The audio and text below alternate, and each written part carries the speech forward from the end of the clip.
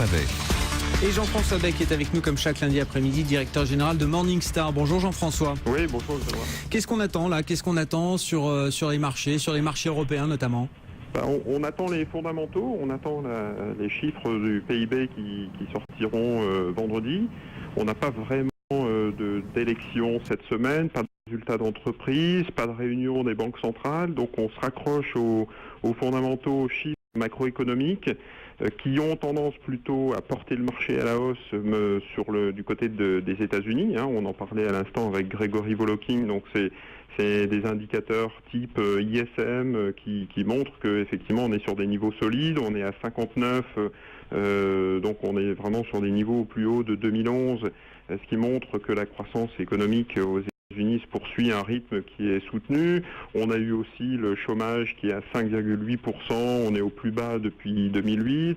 On a eu le rythme des créations d'emplois aux États-Unis à 214 000 au mois d'octobre, un petit peu décevant, mais clairement sur des niveaux très très élevés.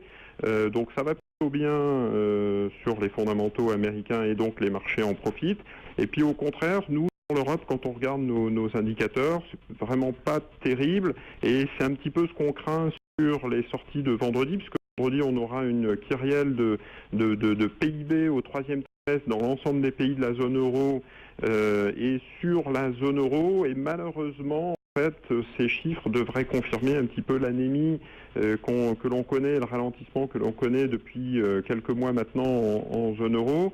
On a eu, pour parler de la France récemment, l'INSEE qui a confirmé les réductions des investissements des entreprises et les perspectives d'investissement des entreprises françaises qui se dégradent à nouveau sur 2015, puisqu'on ne prévoit pas une augmentation des investissements, mais plutôt une réduction des investissements en France de l'ordre de 3% l'an prochain, ce qui n'est pas très bon, puisque on est sur des coûts de financement qui sont parmi les plus favorables historiquement. Donc les entreprises ont des conditions de financement qui sont vraiment très très faibles. Malgré cela, ça n'entraîne pas des investissements de la part des entreprises.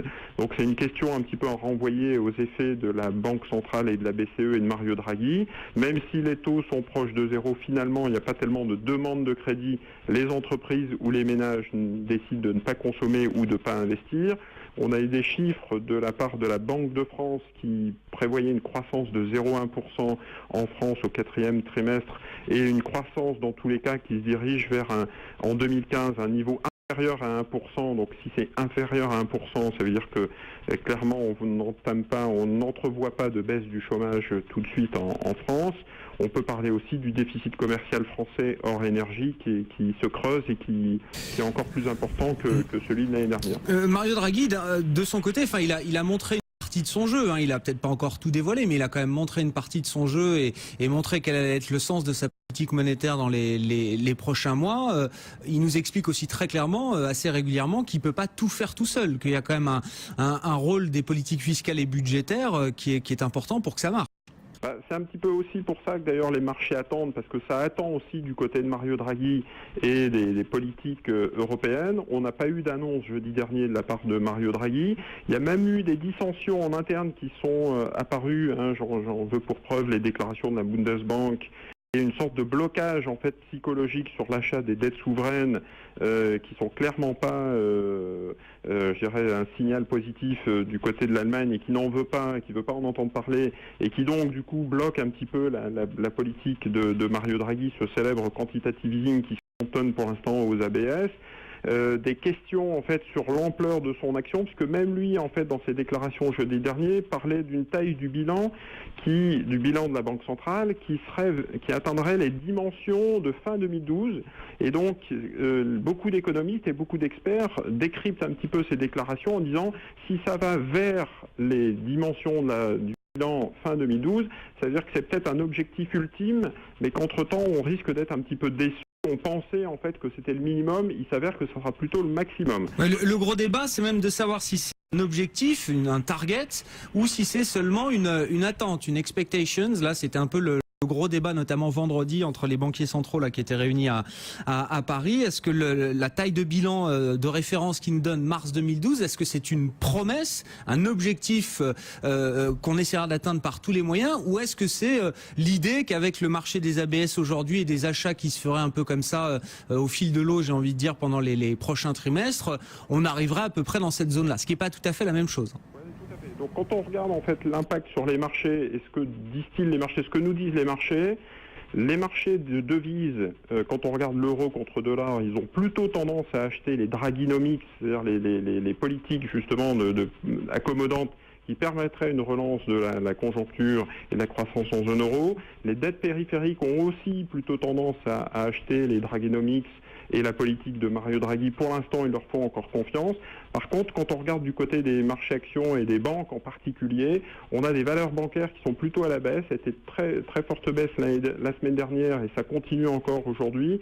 Donc visiblement, il y a des inquiétudes, il y a une certaine partie du marché qui s'inquiète justement du fait que Mario Draghi soit un petit peu tout seul au milieu du champ de bataille et qu'il n'y ait pas de renfort, la cavalerie n'arrive pas, et donc ça fait un petit peu peur. Entre-temps, quand on parle du PIB macro en zone euro, certains experts redoutent une récession en Allemagne au troisième trimestre, donc qui sera annoncé vendredi, puisque je vous rappelle que l'économie allemande s'est contractée au deuxième trimestre à moins 0,2% sur la période, donc au deuxième trimestre 2014, et certains économistes anticipent encore un moins 0,2% au troisième trimestre 2014, qui serait une révolution, un cataclysme pour la zone euro, puisqu'on aurait une Allemagne qui rentrerait techniquement en récession. Et le marché pourrait jouer ça comment, si jamais, ou même toute autre mauvaise nouvelle? Est-ce qu'on est dans l'idée que les mauvaises nouvelles sont des bonnes nouvelles parce que du coup ça fait gonfler la pression autour de la Banque Centrale Européenne et c'est un argument en faveur d'une politique monétaire toujours plus agressive? Est-ce que le marché le jouerait positivement?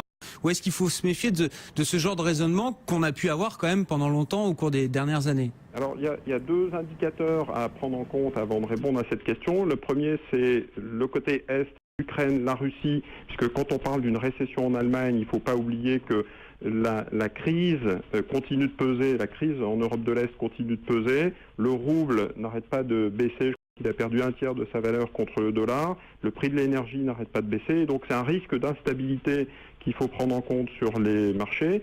Et la deuxième chose, c'est que les marchés ont plutôt tendance pour l'instant à faire baisser les cycliques, plutôt acheter les défensives et les valeurs dollars.